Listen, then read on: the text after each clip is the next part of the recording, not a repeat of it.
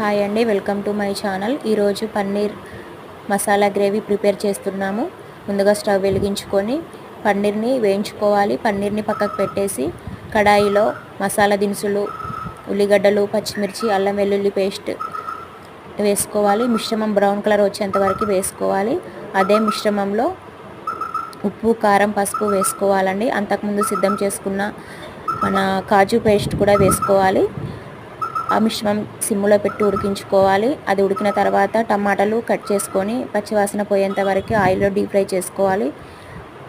అది మగ్గిన తర్వాత చల్లార్చుకొని మిక్సీ పట్టుకొని ఆ గ్రేవీ మొత్తం కడాయిలో వేయాలి.